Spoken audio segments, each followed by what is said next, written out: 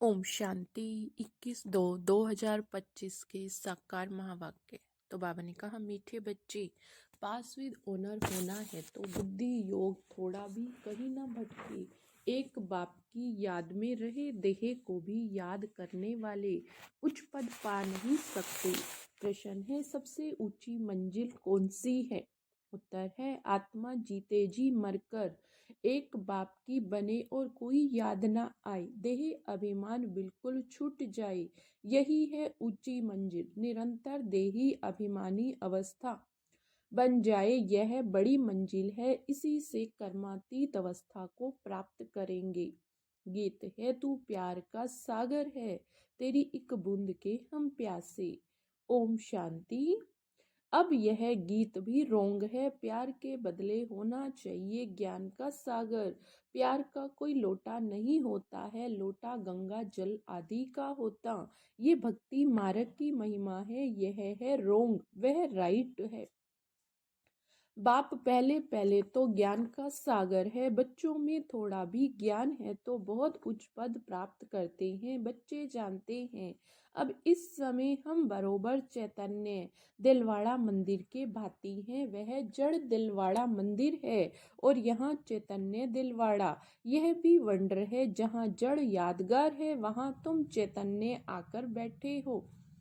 परंतु मनुष्य कुछ समझते थोड़े ही हैं, आगे चलकर समझेंगे कि बरोबर यह गॉड फादरली यूनिवर्सिटी है, वहाँ भगवान पढ़ाते हैं। इससे बड़ी यूनिवर्सिटी और कोई हो न सके। यह भी समझेंगे कि यह बरोबर चैतन्य दिलवाड़ा मंदिर है। यह दिलवाड़ा मंदिर तुम्हारा एक्यूरेट यादगार है। ऊपर छत में सूर्यवंशी, चंद्रवंशी और नीचे आदि देव आदि देवी और बच्चे बैठे हैं। इनका नाम है ब्रह्मा, फिर सरस्वती, फिर ब्रह्मा की बेटी प्रजापिता ब्रह्मा है तो जरूर गोप गोपियां भी होंगी। वह जड़ चित्र है जो पास्ट होकर गए, उनके फिर चित्र बने हुए। कोई मरता है तो झट उनका चित्र बना कर देते हैं। उनकी पोजीशन बायोग्राफी का तो पता ही नहीं, ऑक्यूपेशन नहीं लिखे। वह चित्र कोई काम के न रहे, मालूम पड़ता है फलाने ने यह कर्तव्य किया। अब यह जो देवताओं के मंदिर है, उनके ऑक्यूपेशन बायोग्राफी का किसको पता नहीं। उच्च से उच्च शिव बाबा को कोई भी नहीं जानते। इस समय तुम बच्चों की सबकी बायोग्राफी को जानते हो। मुख्य कौन कौन होकर गए, जिन्हों को पूजते हैं। उच्च से उच्च है भगवान, शिवरात्रि भी मनाते हैं तो जरूर उनका अवतरण हुआ, परंतु कब हुआ, उसने क्या आकर किया, यह भी किसको पता नहीं। शिव के साथ है ब्रह्मा, आदि देव आदि देवी कौन, उन्होंने इतनी भुजाएं क्यों दी? क्योंकि वृद्धि तो होती है। प्रजापिता ब्रह्मा से कितनी वृद्धि होती? ब्रह्मा के लिए ही कहते हैं 100 भुजाएं। 1000 भुजाओं वाला विष्णु शंकर की इतनी भुजाएं नहीं कहेंगे, ब्रह्मा के लिए क्यों कहते? ये प्रजापिता ब्रह्मा की सारी वंशावली है। ये कोई बाहों की बात नहीं, ये भल कहते हैं 1000 भुजाओं वाला ब्रह्मा, परंतु अर्थ थोड़े ही समझते। अब तुम प्रैक्टिकल में देखो, ब्रह्मा की कितनी भुजाएं हैं, ये बेहद की भुजाएं। प्रजापिता ब्रह्मा को तो सब मानते, परंतु ऑक्यूपेशन को नहीं जानते हैं। आत्मा की तो बाहें नहीं होती, बाहें शरीर की होती हैं। इतने करोड़ ब्रदर्स हैं तो उनकी भुजाएं कितनी हुई? परंतु पहले जब तुम पूरी रीति ज्ञान को समझ जाए, तब बाद में ये बातें सुनानी। पहली पहली मुख्य बात है, एक बाप कहते हैं मुझे याद करो और वर्षे को याद करो। फिर ज्ञान का सागर भी गाया हुआ, कितनी अथा पॉइंट्स सुनाते हैं। इतनी सब पॉइंट्स तो याद रह ना सके। तंत सार बुद्धि में रह जाता है, पिछाड़ी में तंत हो जाता है मन मना भव। ज्ञान का सागर श्री कृष्ण को नहीं कहेंगे, वह रचना है। रचता तो एक बाप है, बाप ही सबको वर्षा देंगे, घर ले जाएंगे बाप का, तथा आत्माओं का घर ही साइलेंस होम है विष्णुपुरी को बाप का घर नहीं कहेंगे। घर है मूल वतन जहाँ आत्माएं रहती। ये सब बातें सेंसिबल बच्चे धारण कर सकते हैं। इतना सारा ज्ञान कोई की बुद्धि में याद रह ना सके, ना इतने कागज लिख सकते। ये मुरलियां भी सबकी सब इकट्ठे करते जाएं, इस सारे हाल से भी जास्ती हो जाए। उस पढ़ाई में भी कितनी ढेर किताब होते हैं। इम्तिहान पास किया और फिर तंत बुद्धि में बैठ जाता। बैरिस्टर का इम्तिहान पास कर लिया, एक जन्म के लिए अल्पकाल सुख मिल जाता है, वह विनाशी कमाई। तुमको यह बाप अविनाशी कमाई कराते। भविष्य के लिए बाकी जो भी गुरु गोसाई आदि हैं, वह सब विनाशी कमाई कराते हैं। विनाश के नजदीक आते जाते कमाई कम होती जाती। तुम कहेंगे कमाई तो बढ़ती जाती, परंतु नहीं, ये सब खत्म हो जाना। आगे राजाओं आदि की कमाई चलती थी, अभी तो वे भी नहीं है। तुम्हारी कमाई तो कितना समय चलती। तुम जानते हो ये बना बनाया ड्रामा है जिसको को दुनिया में कोई नहीं जानते। तुम्हारे में भी नंबर वार है जिसको धारणा होती। कोई तो बिल्कुल कुछ भी समझ नहीं सकते। कोई कहते हम मित्र संबंधी आदि को समझाते, वह तो अल्पकाल के लिए। औरों को भी प्रदर्शनी आदि क्यों नहीं समझाते, पूरी धारणा नहीं। अपने को मियाँ मिट्ठू तो नहीं समझना है, सर्विस का शौक है। जो अच्छी रीति समझाते हैं उनका सुनना चाहिए। बाप तो उच्च पद प्राप्त कराने आए हैं तो पुरुषार्थ करना चाहिए, परंतु तकदीर में नहीं है तो श्रीमत पर भी नहीं मानते, फिर पद भ्रष्ट हो जाता। ड्रामा प्लान अनुसार राजधानी स्थापन हो रही, उसमें तो सब प्रकार के चाहिए। बच्चे समझ सकते हैं, कोई अच्छी प्रजा बनने वाले हैं, कोई कम है। बाप कहते हम तुमको राजयोग सिखलाने आए हैं। दिलवाड़ा मंदिर के राजाओं के चित्र थे जो पूज्य बनते हैं, वही फिर पुजारी बनते हैं। राजा रानी का मर्तबा तो उच्च है, फिर वाम मार्ग में जाते तब तो राजाई अथवा बड़े बड़े साहूकार तो थे।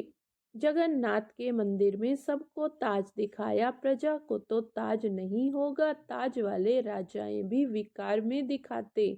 सुख संपत्ति तो उनकी बहुत होगी, संपत्ति कम जास्ती होती है। हीरे के महल और चांदी के महलों में फर्क तो होता। तो बाप बच्चों को कहेंगे अच्छा पुरुषार्थ कर उच्च पद पाओ। राजाओं को सुख जास्ती होता, वहाँ सब बच्चों को कहेंगे अच्छा पुरुषार्थ करो, तो वहाँ सब सुखी होते हैं। जैसे यहाँ सबको दुख है, बीमारी आदि तो सबको होती है, वहाँ सुख ही सुख है।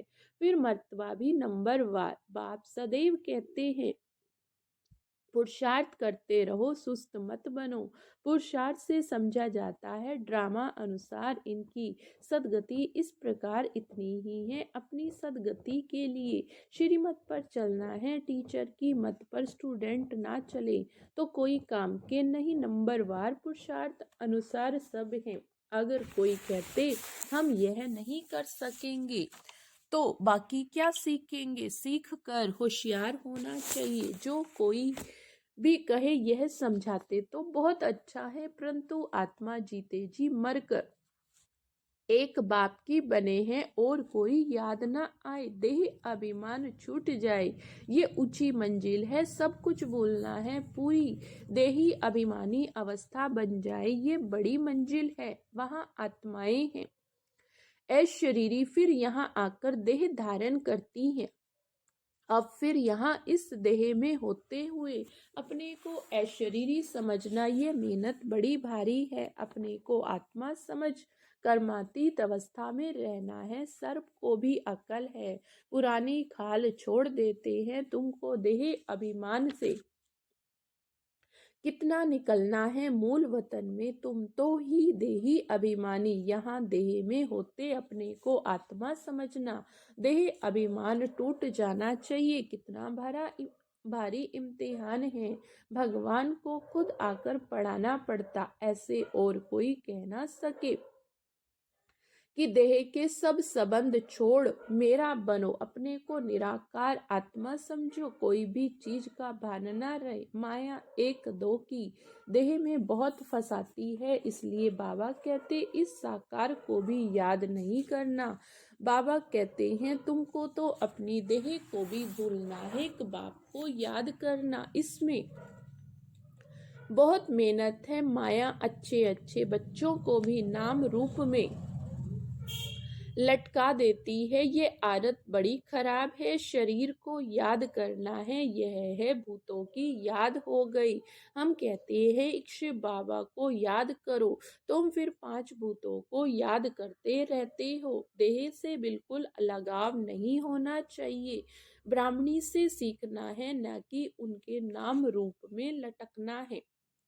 देही अभिमानी बनने में ही मेहनत है। बाबा के पास भल चाट बहुत बच्चे भेज देते हैं, परंतु बाबा उस पर विश्वास नहीं करता। कोई तो कहता हम शिव बाबा के सिवाय किसको भी याद नहीं करते, परंतु बाबा जानते हैं पाई भी याद नहीं करते। याद की तो बड़ी मेहनत है, कहाँ न कहाँ फंस पड़ते हैं। देहधारी को याद करना 5 भूतों की याद है, इनको भूत पूजा कहा जाता है। भूत को याद करते हैं, यहाँ तो तुमको एक शिव बाबा को याद करना। भूत की तो पूजा की तो बात नहीं, भक्ति का नाम निशान गुम हो जाता, फिर चित्रों में क्या याद करना। वह भी मिट्टी के बने हुए बाप कहते, यह भी सब ड्रामा में नूंद है। अब फिर तुमको पुजारी से पूज्य बनाता हूँ। कोई भी शरीर को याद नहीं करना सिवाय एक बाप के। आत्मा जब पावन बन जाएगी फिर शरीर भी पावन मिलेगा। अभी तो यह शरीर पावन नहीं, पहले आत्मा जब सतो प्रधान से सतो रजो तमो में आती है, शरीर भी उस अनुसार मिलता। अभी तुम्हारी आत्मा पावन बनती जाएगी और लेकिन शरीर अभी पावन नहीं होगा। यह समझने की बातें, यह पॉइंट्स भी उनकी बुद्धि में बैठेगी जो अच्छी रीति समझकर समझाते रहते हैं। सतो प्रधान आत्मा को बनना है, बाप को याद करने की बड़ी मेहनत है। कईयों को तो जरा भी याद नहीं रहती। पास विद ऑनर बनने के लिए बुद्धि योग थोड़ा भी कहीं ना भटके, एक बाप की याद रहे। परंतु बच्चों का तो बुद्धि योग भटकता रहता है। जितना बहुतों को आप समान बनाएंगे उतना ही पद मिलेगा। देह को याद करने वाले कभी उच्च पद पा नहीं सके। यहाँ तो पास विद ऑनर होना है, मेहनत बिगर यह पद कैसे मिलेगा। देह को याद करने वाले कोई पुरुषार्थ नहीं कर सकते। बाप कहते हैं पुरुषार्थ करने वाले को फॉलो करो, यह भी पुरुषार्थ है। यह बड़ा विचित्र ज्ञान है, दुनिया में किसको पता नहीं, किसकी भी बुद्धि में नहीं बैठेगा कि आत्मा की चेंज कैसे होती है। यह सारी गुप्त मेहनत है, बाबा भी गुप्त है। तुम राजाई कैसे प्राप्त करते हो, लड़ाई झगड़ा कुछ भी नहीं, ज्ञान और योग की बात है। हम कोई से लड़ते नहीं, यह तो आत्मा को पवित्र बनाने की मेहनत करनी। आत्मा जैसे जैसे पतित बनती जाती तो शरीर भी पतित लेती है, फिर आत्मा को पावन बनकर जाना है। बहुत मेहनत है, बाबा समझ सकते कौन कौन पुरुषार्थ करते। यह शिव बाबा का भंडारा, शिव बाबा के भंडारे में तुम सर्विस करते हो। सर्विस नहीं करेंगे तो पाई पैसे का पद जाकर पाएंगे। बाप के पास सर्विस के लिए आए हो, सर्विस नहीं तो क्या पद मिलेगा। राजधानी स्थापन हो रही, इसमें नौकर चाकर सब बनेंगे। अभी तुम रावण पर जीत पाते हो, बाकी और कोई लड़ाई नहीं, यह समझाया जाता। कितनी गुप्त बात है, योग बल से विष्णु की बादशाही तुम लेते हो। तुम जानते हो हम अपने शांति धाम में रहने वाले हैं। तुम बच्चों को बेहद का घर ही याद है। यहाँ हम पार्ट बजाने आए, फिर जाते अपने घर। आत्मा कैसे जाती है यह भी कोई समझते नहीं। ड्रामा प्लान अनुसार आत्माओं को आना ही है। अच्छा मीठे मीठे सिगिलदे बच्चों प्रति माता पिता बाप दादा का याद प्यार और गुड मॉर्निंग। रूहानी बाप की रूहानी बच्चों को नमस्ते। हम रूहानी बच्चों की रूहानी बाप दादा को याद प्यार गुड मॉर्निंग और नमस्ते नमस्ते। शुक्रिया बाबा, शुक्रिया। धारणा के लिए मुख्य सार। फर्स्ट पॉइंट है किसी भी देहधारी से लगाव नहीं रखना, शरीर को याद करना भी भूतों को याद करना, इसलिए किसी के नाम रूप में नहीं लटकना, अपनी देह को भी भूलना है। सेकंड पॉइंट, भविष्य के लिए अविनाशी कमाई जमा करनी, सेंसिबल वन ज्ञान की पॉइंट्स को बुद्धि में धारण करना है, जो बाप ने समझाया वह समझकर दूसरों को सुनाना है। वरदान है कल्प कल्प के विजयी की स्मृति के आधार पर माया दुश्मन का आह्वान करने वाले महावीर विजयी भव। महावीर विजयी बच्चे पेपर को देखकर घबराते नहीं, क्योंकि त्रिकालदर्शी होने के कारण जानते हम कल्प कल्प के विजयी हैं। महावीर कभी ऐसे नहीं कहते कि बाबा हमारे पास माया को ना भेजो, कृपा करो, आशीर्वाद दो, शक्ति दो, क्या करूं, कोई रास्ता दो। यह भी कमजोरी है। महावीर तो दुश्मन का आह्वान करते हैं, आओ और हम विजय बने। स्लोगन है समय की सूचना है, समान बनो संपन्न बनो। समय की सूचना है, समान बनो संपन्न बनो। आज का अव्यक्त इशारा। कोई भी सिद्धि के लिए एक तो एकांत, दूसरी एकाग्रता, दोनों की विधि द्वारा सिद्धि को पाते हैं, जैसे आपके यादगार चित्रों द्वारा। सिद्धि प्राप्त करने वालों की विशेष दो बातों की विधि अपनाते, एकांतवासी और एकाग्रता। यह विधि आप भी साकार में अपनाओ। एकाग्रता कम होने के कारण ही दृढ़ निश्चय की कमी होती, एकांतवासी कम होने के कारण ही साधारण संकल्प बीज को कमजोर बना देते। इसलिए इस विधि द्वारा सिद्धि स्वरूप बनो। अच्छा, ओम शांति।